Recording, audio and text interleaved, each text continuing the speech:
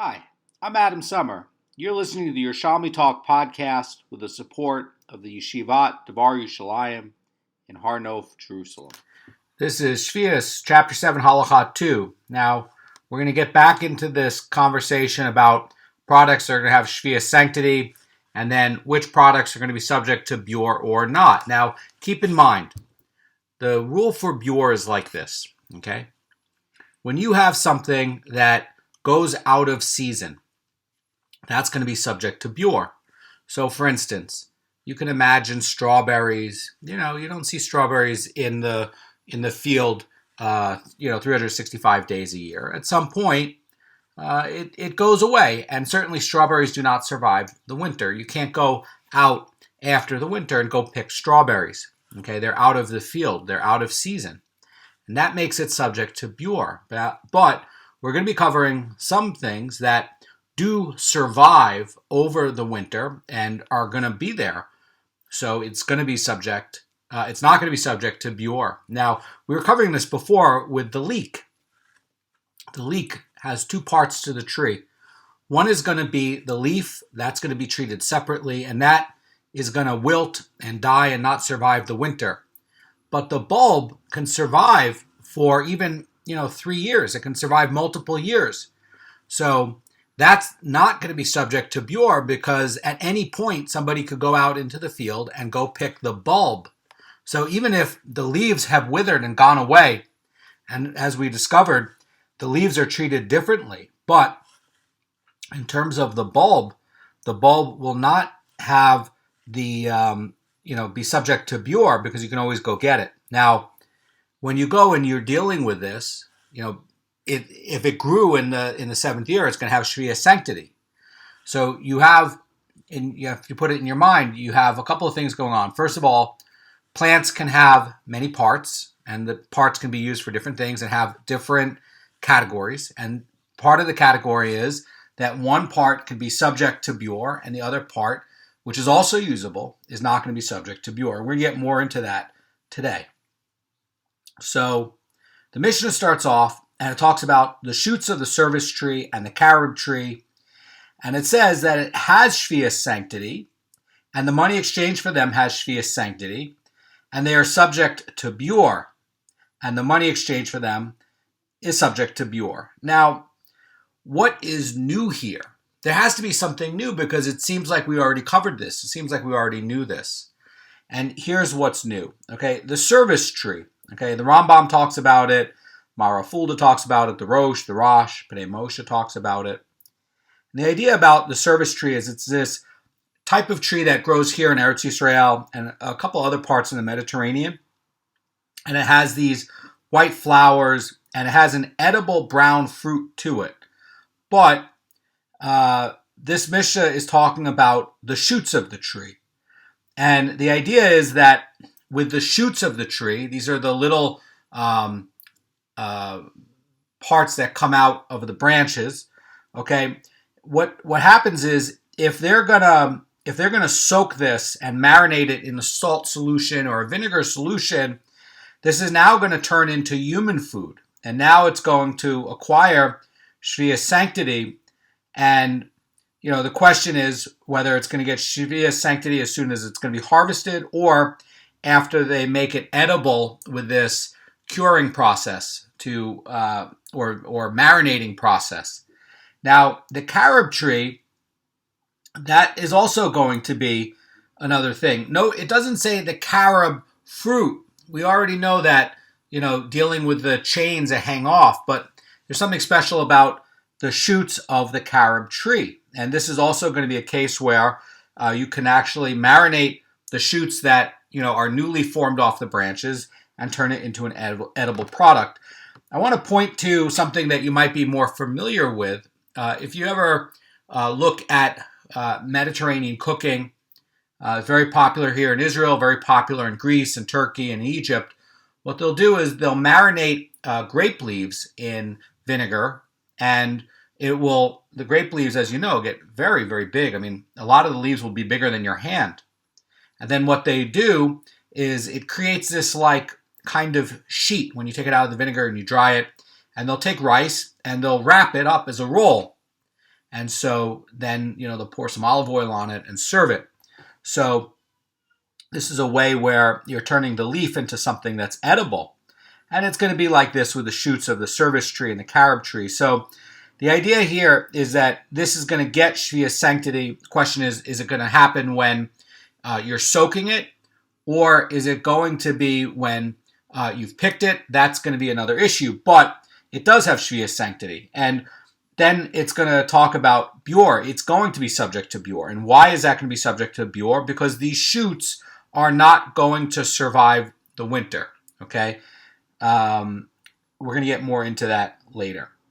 Now we're going to get into another category. It says, the shoots of the terebinth, the pistachio, the thorn bush have Sheviis sanctity, and the money exchanged for them has Sheviis sanctity, but they are not subject to Beur, and the money exchanged for them is not subject to Beur, but the leaves of the species are subject to Beur, for they fall off their sources. Again, this is dividing up the plant. Okay, you can have different uses for the plant, and the idea is that, yes, okay, fine, the shoots of these particular plants, the terebinth, the pistachio, and the thorn bush, these are going to harden, and these are not going to wither and fall off the tree, and these are going to survive throughout the winter. Okay, now the branches, these are going to be a little bit different. And this is going to be a little different because, unlike those other species, unlike these species, which are going to be subject to Beur because they're going to harden, they're going to stay on the tree, the leaves are going to be different. The leaves are going to be subject to Beur because they're not going to survive the winter. They're going to fall off in the winter. Sometime in the autumn, when all the leaves fall off the deciduous trees, you're going to find a pile of leaves around these trees, and all the leaves will fall off. They won't be available in the field anymore. So let's say you took the leaves for these plants and you were going to cure them in vinegar so that you could make a nice rice roll out of it. You would have to make that subject to Beur. You couldn't keep it over for the next year. Yes, it's still there. It's still good. It was soaked in vinegar. There's no problem with it, except it's subject to Beur. So that's going to be a case where the plant is divided up into two parts. The leaves are going to be subject to Beur because they're going to fall off the tree. These shoots that we were talking about are not like the shoots of the carob tree or the shoots of the service tree. These are going to be where these will not be subject to Beur because they will survive over the winter. In other words, they're going to harden. The key idea is that these branches, these shoots are going to harden. Now, the Mishnah is going to continue. It's going to say the rose, henna, balsam, and stone pine have Sheviis sanctity. And what is this collection of things have in common? What does henna, balsam, stone pine, and rose have in common? And the Chazan Ish points out that these were used as flavorings. And another Rashi points out in his commentary to Nida 8a is that these are going to be aromatic substances that were cultivated for the smell and the fragrance. But either way, this is trying to show that it's not actually a food by itself.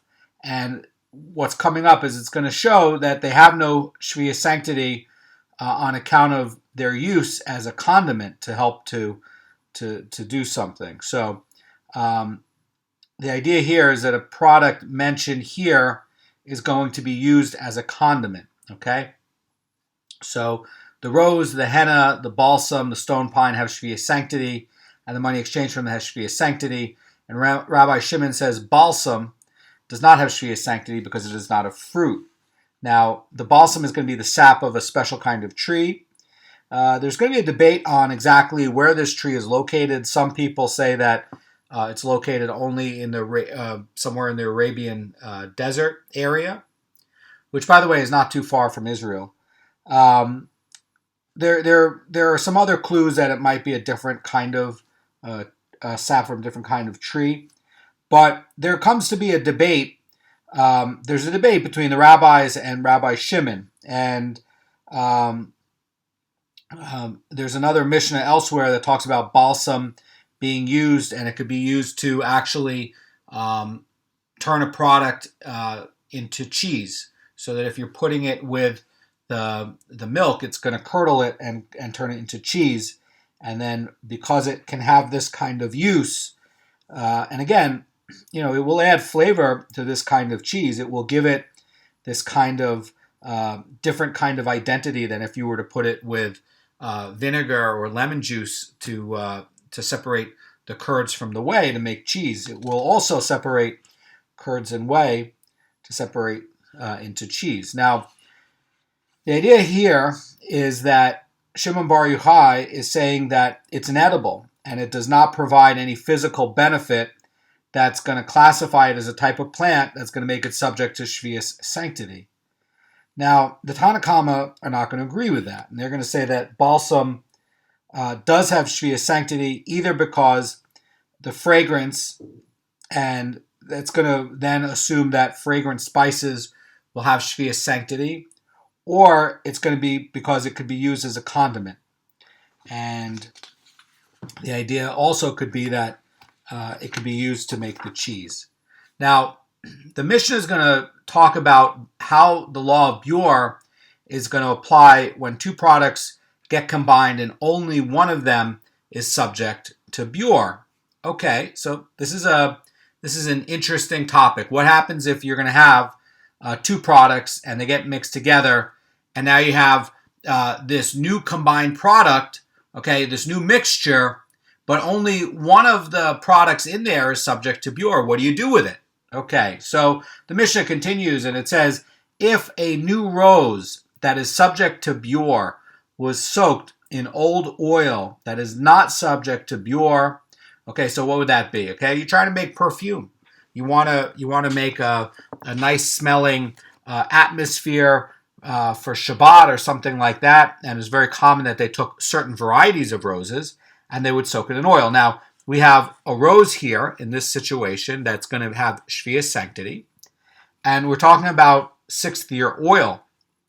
Now, sixth year oil does not have Sheviis sanctity, and a sixth year oil is also not subject to Beur. Now, this is a novelty, right? Because you have something that's newly grown in the seventh year that is going to have Sheviis sanctity, and it's also going to be subject to Beur. Now, this sixth year oil neither has Sheviis sanctity nor does it have any requirement for Beur whatsoever. So the question is, what are you going to do with this? Good question. I bet you didn't think about that before. It's a big novelty here. What do you do if you're getting mixtures of these things over different years? So the Mishnah says if the new rose was subject to Beur and it's soaked in old oil that is not subject to Beur, and one plucks out the rose and consumes it before the Beur deadline, the oil is permitted. Now, keep in mind that it comes up and this comes up a few times in the Shas's, what happens if you have flavor? It's just flavor that goes into a liquid, okay? And there's a question, does an aroma have substance? Does the flavor have substance? And, this is going to be based on, a principle that, flavor is going to be equivalent to a substance. And the idea here is that since the rose has Sheviis sanctity, and it's going to be subject to Beur as well, if it goes and imparts flavor to the oil is going to get Sheviis sanctity, and it's going to become subject to Beur because the rose flavors the combined oil. And the idea here is that, if somebody goes and consumes this rose before the Beur deadline for roses, what this Mishnah is trying to show, says the Rosh, is that the oil is not subject to Beur. Why would that be? Because you took it out and ate it. And the reason would be that it's not deemed to absorb the flavor of the rose. So the question here that's going to be coming up is going to be where, you have a rose, it could be the other way around too, You could have a rose in the 6th year, which also does not have Sheviis sanctity, also not subject to Beur. That gets soaked into oil of the 7th year, which is subject to Beur and does have Sheviis sanctity. And in that case, the opposite will occur, and this rose now will become subject to Beur. And why would that be? That's going to be because the rose does not impart its flavor to the oil. This is going to be a case where the oil imparts the flavor to the rose. And so the idea is that the rose has to be consumed before the Beur deadline for the oil. And so, the question here is going to be, do roses soaked in oil impart the flavor to the oil? Or is it going to be a case where, the oil is going to be imparting the flavor into the rose? And we're going to cover that more in the Gemara. Now, we're getting into another topic about this. It says, if new carobs, this is not talking about the shoots, this is talking about the actual fruit, these beans, these like pods, right? So if new carobs were soaked in old wine, or old carobs were soaked in new wine, they are subject to Beur. So this is going to be very similar, right? We're talking about either you have 6th year wine and 7th year carobs, or you're talking about 6th year carobs and it's going to be soaked in 7th year wine. That's going to be, the new wine is going to be the 7th year wine. The old wine is going to be the 6th year wine. So, this is going to be a case where you'd have the 7th year product where it would be subject to Beur and it's going to impart the flavor to the 6th year product. And that's going to give it, this case where it's also going to be subject to Beur. So note, by the way, that this comes after we were talking about exchanges in Chapter 7, Halacha 1. Anyway, so very elegant, by the way, that it's organized this way. So the Gemara says that this is the general rule, okay? The Mishnah says. It says, in any case where an item that is subject to Beur imparts flavor to another item, one is obligated to perform Beur on the other item, provided that it is a mixture of a kind in a different kind. So this comes up a lot in the halacha, okay? And very simple to imagine when we have mixtures, and all sorts of mixtures comes up, in kalayim, and it comes up in trumos, and it comes up in Masechet and Demai, and we'll be covering those, in the future. But the law of mixtures is very complicated, and generally speaking, when you have a kind in a kind, that's gonna, a little red flag should go up in your mind. So, for instance, if you have, 90 trumos figs that are white, and you have, 11 hulin figs or trumos figs that are white, and the white ones are tamei and the black ones are tahor, what do? Well, first thing you look and you say, okay, is this going to be the same kind? Because at that level, they are the same kind. They're going to combine and nullify, and we know that. It's not going to nullify. We know that nullification is 1 in 100. Right, so you have to have 101 figs. In this case, they are the same, but you don't have enough. Now, if you had 100 black figs and you had 1 white fig, and the 1 white fig was tamei, the other ones are tahor, and you drop that in, that's going to combine because they're all the same kind, and the whole mixture is going to be tahor. Now, or like in the case of kalayim,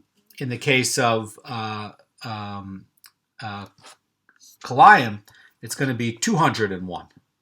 So in the case of 201, if it's going to be, 200 onions that are definitely not kalayim, and there's 1 onion that is kalayim, and it drops in, it's the same kind, okay? So that's going to nullify it. But if you have one pumpkin that falls in, and the pumpkin is definite kalayim, and the other onions, the 200 onions, are not kalayim, do they combine nullify it? It does not. They're not the same kind. So what this is trying to talk about, this general rule about whether it's going to be the same kind or different kinds, okay? And the Mishnah says this is the general rule. It says, in any case where an item that is subject to Beur imparts flavor to another item, one is obligated to perform Beur on the other item. And that's going to be provided that the mixture is a kind in a different kind, okay? So this is going to be a case where you have the item, like the rose, that's going to be soaked in a different kind of item that's going to be like the olive oil. And the idea here is that, you're going to have a ratio where it's going to be 60 to 1 in this case, okay? 60 to 1 is going to be the ratio over here for this stuff. And, the question is going to be, where Beur is going to apply when the non-Sheviis product has a Sheviis flavor imparted to it. And in that case, we can come up with that, the ratio of the non-Sheviis wine to the Sheviis carob is going to be 60 to 1. And in that case, the flavor of the Sheviis carob is not enough to be tasted in the wine. And that's going to make it where the wine is not going to be subject to Beur. There's going to be a leniency about this where it's going to be talking about a rose soaked in oil or carobs soaked in wine, by the way, which is why these two examples are specifically mentioned. But we have the other kind where it says, but in a mixture of a kind in its own kind, the non-Sheviis produce is rendered subject to Beur by the smallest amount. So if you have a case where you have a drop of Sheviis wine and it falls into 100 gallons of non-Sheviis wine, then the entire quantity becomes subject to Beur because a kind in its own kind does not become nullified. So in this kind of case, it does not become nullified. Now, when it talks about this is a general kind of rule, and it mentions this is the general rule, this is to show that this ruling is not unique to Beur, but is a general rule that applies to all prohibited substances. And now, I want to point out the Halacha does not accord with this Mishnah in this respect. It's just a general rule that's prohibiting substances that become nullified in a ratio of 60 to 1, and where, even in mixtures in a kind of a kind. Now, in regards to Sheviis, though, the ruling is going to hold true. So that's, again, in Beur, it's going to be based on taste. And in regarding to taste, once it's going to be nullified by, a kind and a kind, and, you can't taste any more of it, gets nullified in 1 in 60. And this, by the way, is also the rule when you have like milk that falls into meat soup or something like that. So you have this ratio of 60 to 1 in these mixtures of a kind, but again, Sheviis is going to be a different rule set. Now, the Mishnah is going to talk about the last ruling, and it says that Sheviis produce renders prohibited a mixture of its own kind in even the smallest amount, but in mixtures with a different kind, it prohibits the mixture only when it imparts a discernible flavor. And again, this is why the Mishnah starts off talking about the rose in the oil or the carobs in the wine. And basically, this is a repetition of that. And so what this is trying to show is that, and why this rule is indicated is to show that Sheviis produce is going to prohibit a mixture of its own kind in even the smallest amounts, but not regarding the Beur requirement. It's just trying to show regarding Sheviis sanctity, okay? So you have to separate that out in this Mishnah, okay? The last part was talking about Beur. This part now is talking about Sheviis sanctity. So the Gemara now is going to address what the Mishnah was talking about with the shoots of the terebinth and the pistachio and the thorn bush, and it's not going to be subject to Beur. And the idea is that if you don't pick the shoots of these trees, they're going to become inedible, they're going to get hard, and so then they're not going to become available for the wild animals in the field to go and forage from it. Now, keep in mind that perhaps you might not even want to use these for food for yourself, but these are something that the wild animals will go eat, and so that will give it Sheviis sanctity. This is food from animals. It might not even be something that you have a culinary recipe for or that you would want to eat or pick. So there are shoots, by the way, that are edible. One of the famous ones in Chinese cooking is bamboo shoots. And you have the new shoots, and they are used in cooking. They're very tender and delicious, and I'm sure you've had them. So the Gemara opens, and it says, in the beginning of this chapter, you say that wild loof leaves are subject to Beur, and once the ones of the field become unfit for animals, one may not continue to eat the ones that they have in the house on the basis of the fact that those in the field remain attached to the source, and it's going to become exempt from Beur.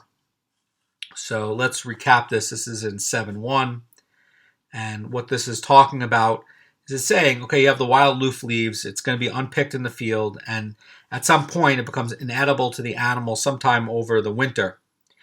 And the leaves are not going to fall off the plant, it's going to stay attached, but it's still unfit, they're still not going to eat it. The bulb is still available, by the way, and you could go and collect it and use it. But the first Mishnah's, this chapter is ruling that the roots of the wild loof are going to endure and be edible throughout the winter. Those are not going to be subject to Beur, but the leaves, which are going to fall off or just turn brown and stay on the plant, but stay in this state where you can't eat it, this is going to be subject to Beur. So even if the leaves over there are going to still be attached to the plant and it doesn't even fall off, okay, this is going to be a case where they're not given the Beur exempt status of the source. So the bulb itself of the loof is not subject to Beur. If you're hungry and it just finished with the winter, you can go out to the field, or you could go out to the Jerusalem forest and you can find wild loof growing. But when you pick it, the leaves are inedible. The wild animals won't eat it anymore, and you can't use it. But it's still attached to the plant and fall off. Okay. Now, when you pick that wild loof, the bulb, you're picking it for the bulb, and that is not going to be subject to Beur, and it's going to have Sheviis sanctity if it grew this year. But the leaves, even though it's attached to the source, okay, that is going to make it still be subject to Beur. And what the idea of this Gemara is trying to get at is trying to say, wait a second, what happens if the leaves, it's not like a deciduous tree, it just stays the nature of it stays on the plant, but you can't eat the leaves anymore. And what this is trying to point out is it's saying, look, even if it's still attached to the source and even the wild animals won't use it anymore, the leaves are subject to Beur. Now, we learned about this in 7.1. One of the things that they will do with the leaf of the wild loof is they will soak it in salt water or vinegar and make it so that it sweetens and it becomes edible and usable and takes out the bitterness. And if you have something that's soaked in salt water or vinegar, it's going to last a long time. But when you see that these leaves have withered and the animals can't even eat it anymore, you can't use it anymore in the field, you have to take out your vinegared leaves. You have to put it out for Beur. You can't keep it anymore. So the Gemara is going to continue. It's going to say, but here, with respect to the terebinth, the pistachio tree, and the thorn bush shoots, you say that even after the ones in the field harden and become unfit for animals, one may continue to eat the ones he has in his house on the basis of the fact, says this Gemara, that those in the field remain attached to their source. and that's going to make it not subject to Beur. So the question is, what's the difference between the wild loof, which is also attached to the source, and the terebinth, the pistachio, and the thorn bush? Now, they're saying over here that is still going to be attached to the plant, and also over here, wild animals won't eat it anymore, but it's still attached. And how come these shoots are not subject to Beur, but the leaves of the wild loof is subject to Beur? What's the difference? And the Gemara is going to answer. Rabbi Pinchas says there, in the case of the wild loof, the leaf is not destined to harden, and it always remains distinct from the source. So the idea here is that, yes, you have these leaves on the loof, and yes, it's going to be attached to the bulb, and it's always going to be distinct, okay? The leaves and the roots are really treated as two different products, and that's going to be why the leaves are not going to be given this Beur exempt status like the root has, okay? Now, the Gemara continues, but here in the case of the terebinth, pistachio, and the thorn bush, the shoot is destined to harden. And once the shoots harden, they will become like the source, and therefore they are accorded the Beur exempt status of their source. So the trick here, the deep idea here, says the Chazan Ish, is that the shoots of the terebinth, the pistachio, and the thorn bush are going to become branches. And at that point, it merges with the rest of the source. And you're not going to be able to tell the difference between this branch and that branch. And because, yes, even though it was given, Beur exempt status from the source, basically the idea is it becomes like the rest of the plant, and you can't tell the difference anymore. And that's why. In other words, so let's say you took some of these terebinth shoots and you cured them in vinegar so that you can have some, something to chop into your stir fry or your eggs in the morning. And you have, you cured them in salt water or vinegar or something like that, right? The idea is that, and this is very much like a bamboo shoot, right? So, if you leave the bamboo shoot alone, what's going to turn into a tree? The tree is going to be 30, 40, 50 feet tall, right?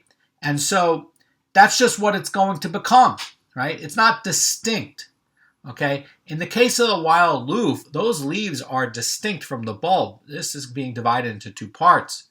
But in the case of this is, in a way, kind of like heart of palm or the bamboo shoot, where if you leave it alone, it just becomes a tree. And if it's coming out of a tree that's already there and you leave it alone, it becomes indistinguishable from the tree, okay? And so that's going to be, where it's going to be given this, yes, it is still attached to the source, but the trick here, the idea here, it's not a trick, but the novelty here, the deep idea here is that you have to draw a distinction between the wild loof because, the leaf doesn't become part of the bulb, okay? But over here, this shoot is going to basically be a branch, and you can't tell the difference between this branch and that branch. And that's why, these shoots are not going to be subject to Beur, okay? So, the rest of the tree is not subject to Beur either. It's still going to be there after the winter. Now, the Gemara is going to talk about a brisa regarding terebinth, pistachio, and thorn bush. And the Gemara says it was taught in a brisa relating to the shoots of the terebinth tree, the pistachio tree, and the thorn bush, and the adal plant. Now it's going to add in a plant that is like a radish, says the Pnei Moshe.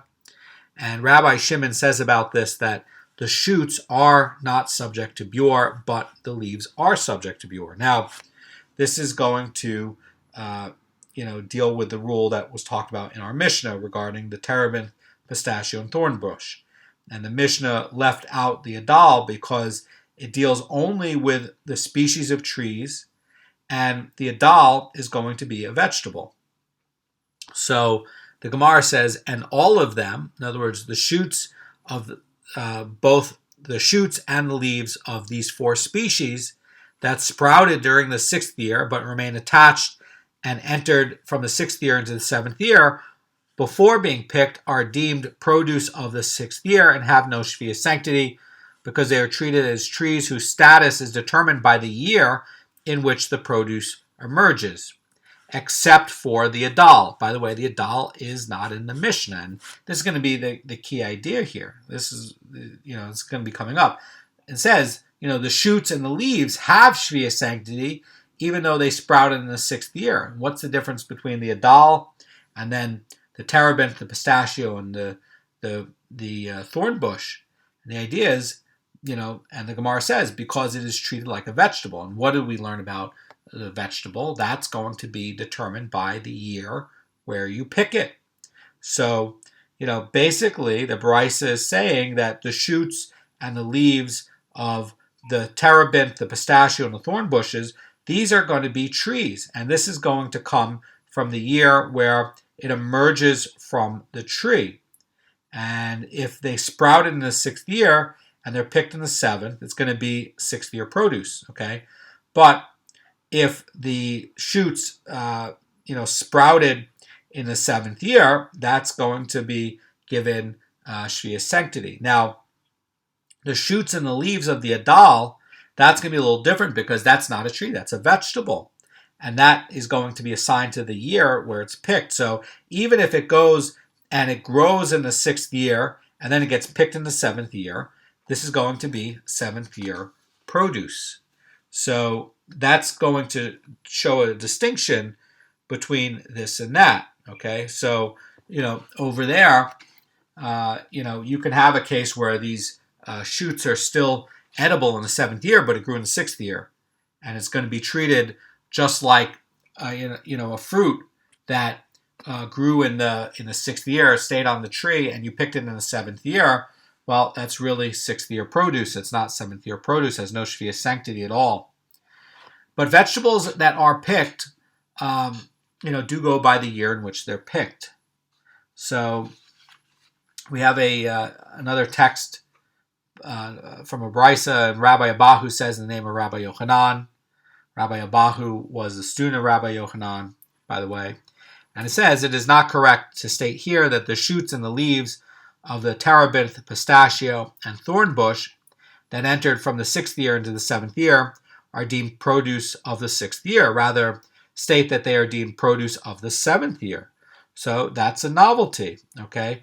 So the idea here, says Rabbi Abahu, is that they have Sheviis sanctity, and the idea is that because it has Sheviis sanctity, it's going to be exempt from maasros. We don't give truma or maasros on Sheviis produce, by the way. And Rabbi Yochanan's reasoning for this being assigned to the 7th year, even though it emerges in the 6th year, that's going to be what's coming up. So that's a big hiddush here. So the Gemara is going to challenge Rabbi Yosa from a Brisa, okay? And it's going to try to defend that, no, it's really 6th year produce, not 7th year produce. It's going to use a Brisa to try to defend that. And the Gemara says that it was taught in a Brisa regarding pennyroyal, hissav, and savory that began growing in the open in 1 year but remained attached into the following year and are brought into the courtyard. If it was a 2nd year growth that entered into the 3rd year and was brought into the courtyard in the 3rd year, it is subject to tithes of the 3rd year. So that's going to be Meiser Ani. And nevertheless, if it entered from the 6th year into the 7th year and was brought into the courtyard in the 7th year, it's going to be subject to tithes of the 6th year. In other words, it's going to be subject to all the tithes for Trumas and Meisers. So the Meiser requirement is going to take effect on it. Okay, so the idea is that the owner is bringing them into the courtyard even while it's still growing, and you can have these plants growing in pots, and alternatively, it could be a case where they were growing in the open and he built a house and, they were still there. Now, ordinarily, these plants that grow in the wild are not considered foods. And they only become considered foods once they become enclosed. And so what this is trying to also show is that, if it was growing outside, but the owner brought them into the courtyard, they become subject to maestros, because it's like he's treating it like food, right? He wants to have, oregano on his eggs in the morning, because oregano and eggs are best friends. They go very well together. So some say that the hisav is oregano, by the way.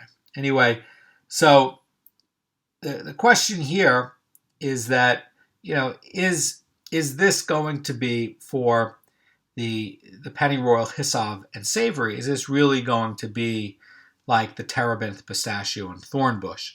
Because there really are differences here. Okay, so the Gemara is going to examine this brisa, and it seems kind of contradictory. It says here, with respect in this Gemara to the 6th year produce that enters in the 7th year, you count backward and you treat it like produce of the 6th year. And here, with respect to the 2nd year produce that entered in the 3rd year, you count forward and you consider it like a produce of the 3rd year. The Gemara is going to answer this, okay? And Rabbi Yossi says, with respect to the 3rd year, although the products do not carry the Meiser Sheni obligation that the 2nd year product carries, they do carry their own tithing obligation, because a 3rd year produce is going to be subject to Meiser Ani. It's not subject to Meiser Sheni. And since there's going to be a Meiser obligation in any case, the sages are saying that the product is going to have the status of the year that is brought into the courtyard. And in the 7th year, there's no Meiser anyway. Okay. Before, it was a case, well, are you going to treat it as Meiser Sheni or Meiser Ani? And either way, it's going to be a Meiser obligation. Over here, there's no Meiser obligation for 7th year product at all. And so over here, in order to make the produce subject to a Meiser obligation, the sages gave it the status in the year where they sprouted. In other words, they're saying that it sprouted in the 6th year, and it's going to be treated like a 6th year product. So let's look at this challenge, to Rabbi Yochanan. And it says, did Rabbi Abahu not say in the name of Rabbi Yochanan with respect to the shoots of the leaves of the terebinth, the pistachio, and the thorn bush?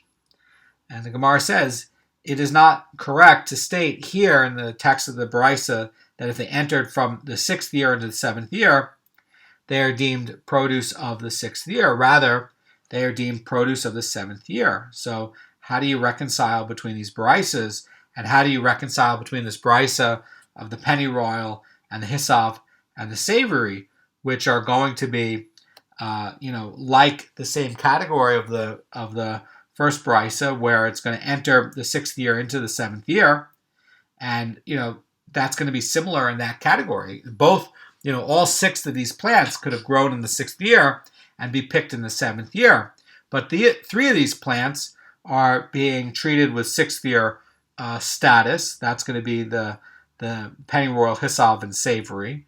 And 3 of the plants, according to Rabbi Yochanan, the terebinth, the pistachio, and the thorn bush, are not going to be treated with 6th year sanctity, 6th year requirements for Meiser. They're going to be given sanctity with Sheviis obligations. And it's going to be treated like 7th year produce. So the Gemara is going to answer, and it's going to say, there, in the case of the shoots and the leaves discussed by Rabbi Yochanan, they're going to be in the owner's domain, whereas here, the Brice's case of the pennyroyal, hisav, and savory is where they are in the domain of the poor. And we accord them a 6th year status and entitle the poor to receive a tithe rather than the 7th year status, which would enable them to seize the plants in their entirety. And they say that because it is better to award the poor one portion that they know with certainty they will receive, and not 2 portions that are going to be given all this uncertainty. In other words, there's more chance for them to get the whole product. And that's going to be a case. So the idea is that in each case, the product is not considered food until the owner has the intention to go and eat it, and thereafter, this intention is what's going to give it the status of food, right? If you left it alone, these shoots would just become branches, right? But once you come and you've taken this intention to turn it into food, and you've picked it in the 6th year rather than just leave it, it's going to acquire the status of food. I think that's what he's saying. So that, yes, you had something that grew in the 6th year and entered into the 7th year, and the idea is that when it's entering the 7th year, the question is it going to have the status of food or not? And in another case, if you had a product that grew in the 6th year and the 7th year, and we took, in the case of the pennyroyal hisav and and the savory, basically, we would worry also about that the poor might not get anything, and they might not get any tithes. So the rabbis are assigning a 7th year status that's going to tie itself to Sheviis sanctity, and it's going to allow the poor to take the entire plant. It's not going to let them to just take a part of a plant. And by leaving the pennyroyal hisav and savory as domain of the poor, once it becomes subject as food or designated as food, and you have the intention to make it food, which is why you're talking about taking it out and putting it into pots, or building a courtyard around it, or putting it into a garden. The idea is that it's going to be classified as food, and they're going to make it subject to maestros, and the poor are going to have a claim on it. But in a case where it enters from the 6th year to the 7th year, the rabbis are still going to assign that to the 6th year status, and it's going to grant the poor an entitlement to a tithe. And that's going to be the idea. But when they declare pennyroyal, hisav, and savory a 7th year product, that would give them Sheviis sanctity, would allow the poor to be able to seize it, they would all have to compete with the rich people for the products. And so, since Sheviis produce is hefker, and rich and poor can go collect it, there's going to be more pressure on the poor to get food. And so they considered it a greater benefit for these particular plants, and they guaranteed it to stay as a regular food. Now, one of the other things about it is that you could say that you could also say, well, it's more likely that you're going to have the intent when you do pick this for it to be food. So, maybe, yes, okay, hisav could be used for a lot of things, like, in the temple. In the temple, the hisav was used for the mayim paraduma, and, and the sprinkling and everything, also to make it as one of the ingredients. So, the question is, you have an issue of, you have the owner's domain, and then you have another issue where you're going to leave part of it, as being domain for the poor, and you're going to leave part of it where you're going to leave some with certainty that the poor are going to get it. So I think that's the deal. Tomorrow we're going to get into these leaves of these species which are subject to Beur, and we're going to cover more about this tomorrow, about what happens when they impart flavor to other products that are mixed together, and we're going to cover that tomorrow. Have a great day.